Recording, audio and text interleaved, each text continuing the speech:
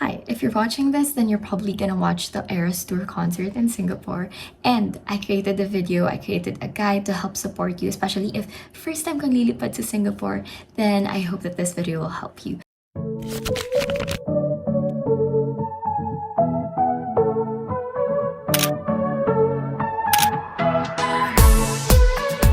Love and light always! Before anything else, my name is Crisel and I create contents around healing, mindfulness, and personal development. So if you're interested in any of those topics, feel free to follow me and subscribe on my channel. First things first is, I want to let you guys know that the sheet that I'm about to show you, kasi nag-create talaga ako ng sheet wherein makikita nyo yung summary ng expenses nyo, lahat ng itinerary, guidelines, links, immigration tips, mga ganyan. All those things that I created in this sheet is based on my own research via different channels, people that I asked, and things that I've read online. This is basically just a guide. It's not like the exact thing. So if you are a concert attendee, I hope na bago mo pa na tong video na to, or even after watching this video, you do your own due diligence and make your own research kung meron kang bagay na hindi alam, especially if it involves, you know, traveling and airport and immigration and concert stuff. I think the least we can do after natin paggastosan tong concert na to is really just read the information that we must know. So I just want to do like a heads up or a disclaimer. Based on Singapore ako nakatira for 2 years, but that was a long time ago. So yun, medyo meron lang akong alam, and I'll be giving you guys some of the things I know. Kung ikaw nakapunta ka na sa Singapore, naka-travel ka na doon, or I don't know, may experience ka in Singapore, maybe you can comment down some tips that first-time travelers will appreciate. I know this is a much-awaited video, and I know that you guys have been waiting for the sheets. And I can't wait to share it with you. Finally, ito na yun.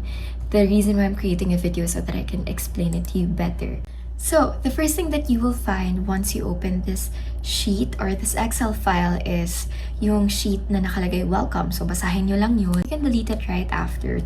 It's important to note that in this sheet, you have to make a copy kasi for viewing lang siya, because if I share the original file, di nagkagulo-gulo na ang lahat. So, very important that once you get the Excel file, you are only viewing the sheet. So, go to File and then make a copy para meron kang sariling sheet na pwede mong edit.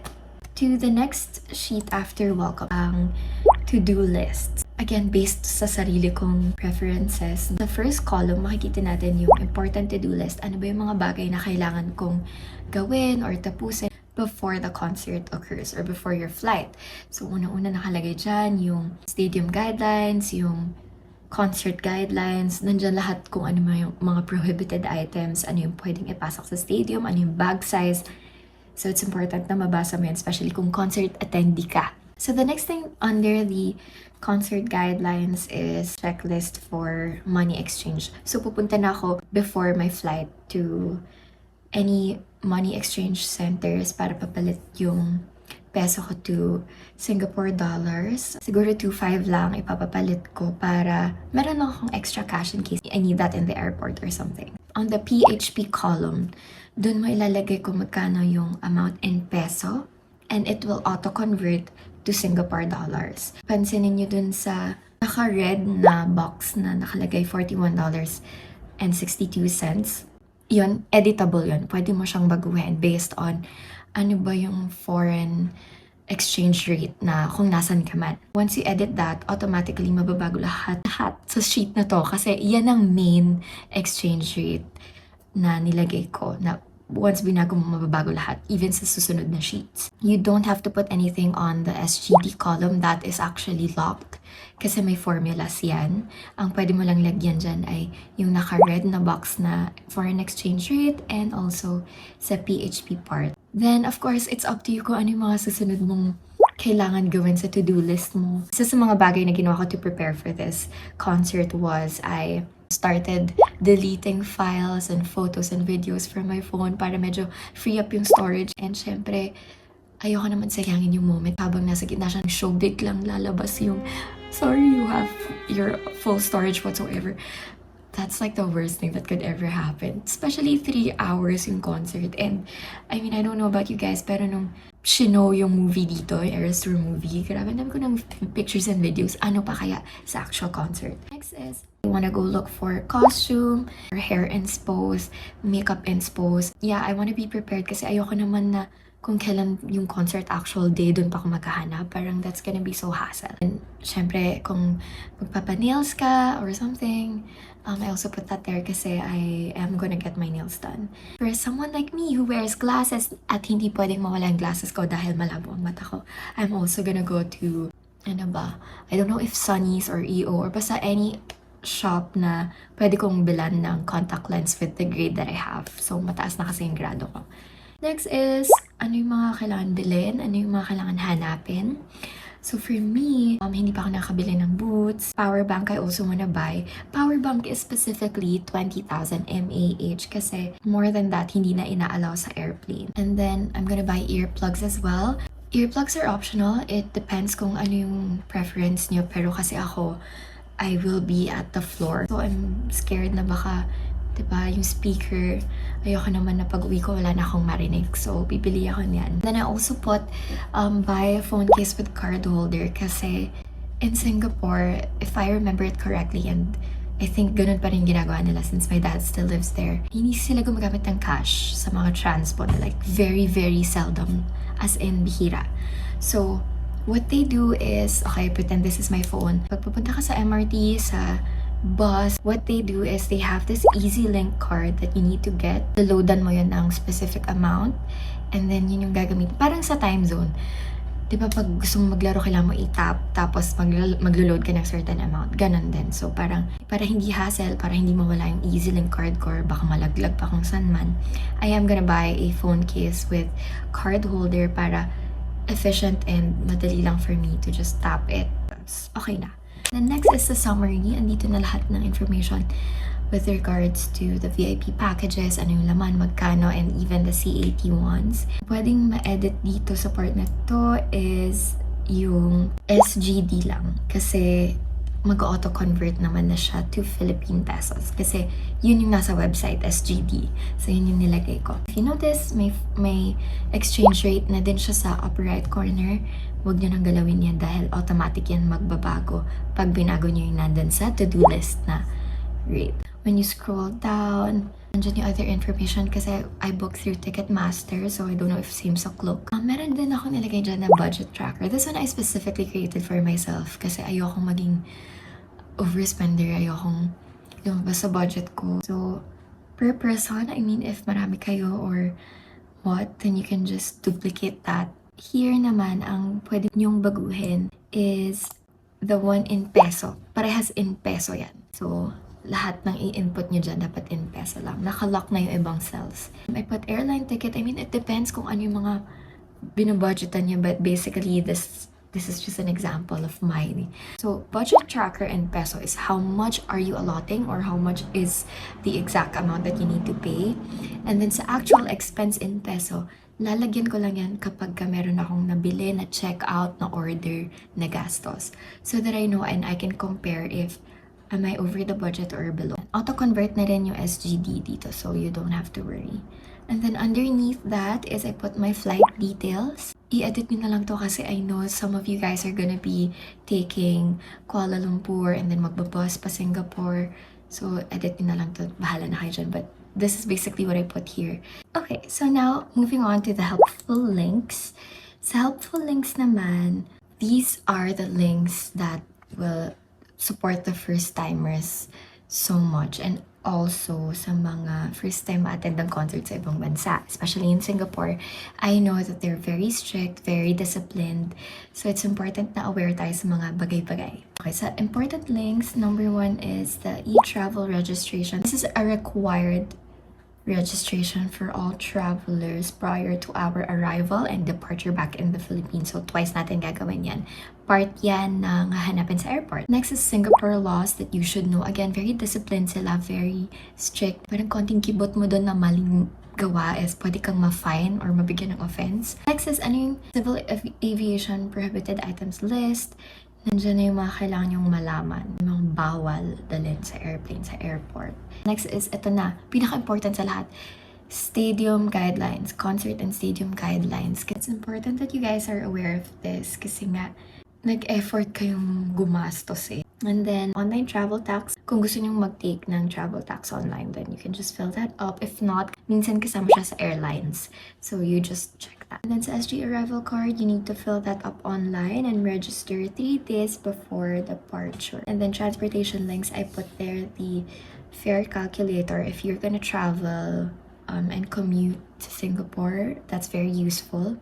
Meron din tinatawag na City Mappers app. I don't know if it's available on Android, pero I downloaded it on my iPhone. Singapore MRT map, this is so useful kasi makikita niyo sa transportation in Singapore, super ganda. So kung gusto niyo pumunta from yellow line to green line or red line to green line, ganyan, super daling makita kung saan ka bababa at magpapalit ng shit. Then, I put also communication tips na link para sa mga hindi familiar sa Singapore. Meron kasing tinatawag na Singlish doon. So, Singaporeans are actually very diverse. Meron mga Malaysian, Indonesian, Singaporean, Chinese, Indian. So, they're all very mixed. So, important rin na intindihin to, especially kung order tayo ng food. Like, for example, ang tawag din sa ate, kuya, or ma'am, or sir kapag order ka ay auntie or uncle. So, kunyari order ka, uncle, can I order one, ganito, ganito? And then they're gonna ask, are you having it here? Or do you want takeaway? Parang ganun yung tanong sa akin before. So, I don't know if it's the same, but takeaway means take out, and having here means dine in. Ayan, just to help you guys communicate better. Sa other links naman, these are some items that you can purchase that I recommend. Meron ko ibang preferences, okay lang naman. So I put there that earplugs, may 3 recommendations ako, depending sa budget mo. OTG, iPhone, or Android, USB is very useful, especially I think baka maubusan ng storage, so kailangan ng extra support, so yan. And then, power bank, ang dami. I'd put Promos and Anchor there. If you prefer different ones, okay lang din. So again, 20,000 lang ang limit. And then, foldable water bottle. Ito sa foldable water bottle, you can't bring that inside the stadium kasi they require clear plastic bottles. So, kailangan nakikita yung laman ng bottle at saka empty. So, itong foldable water bottle, you can just bring that with you when you go around Singapore.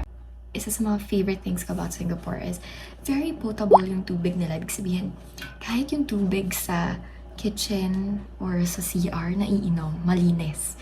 So, pwede ka mag-refill sa mga ganyan. Alam ko, mahal talaga yung plastic bottles doon. Foldable umbrella, again, medyo nagtitipid ako sa space and sa weight, so maliit lang dadalhin ko. And then, finally, sa itinerary. Okay, this is one of the favorite things I created about this sheet. So, sa itinerary naman, this is based on my stay there and ano yung mga gusto kong puntahan. So, you guys feel free to edit this one. The exchange rate is, again, hindi nyo na kailangan baguhin kasi once binago nyo yun dun sa to-do list sheet, mababago na siya for the whole sheet. First column you'll see there is the time, and then ano yung gagawin nyo for the next column, ano yung date, prices. Ito para easier for me to track. Sa prices, kada food nilagay ko na, kada transpo nilagay ko na, shopping, budget stuff, I also put there. And yung mga entrance fees, nilagay ko na rin yan dyan para hindi kayo mahirapan. You have to put that in SGD kasi it will auto-compute to PHP. Except kung nandun ka sa Philippines na part. But anyway, auto-convert na yan, and it will also give you a summary of yung per day mo doon. And again, conversion nandyan na. Anyway, dun sa pinakadulo, that's the summary of all the expenses. Converted na. Next sheet sa immigration. These are immigration tips and requirements. Para yun sa mga kinakabahan.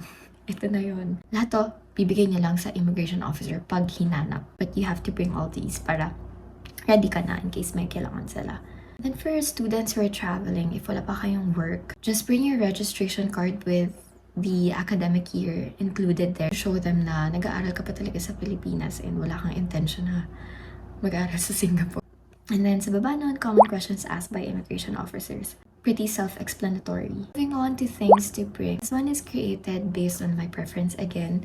So kung gusto niyo baguhin, go ahead. Lahat yan na-edit. And then sa pinaka-last sheet is the concert essentials. So makikita niyo dito sa merch is, this is actually based on previous concerts in the US. Kaya ang ginagamit ko dito ay USD.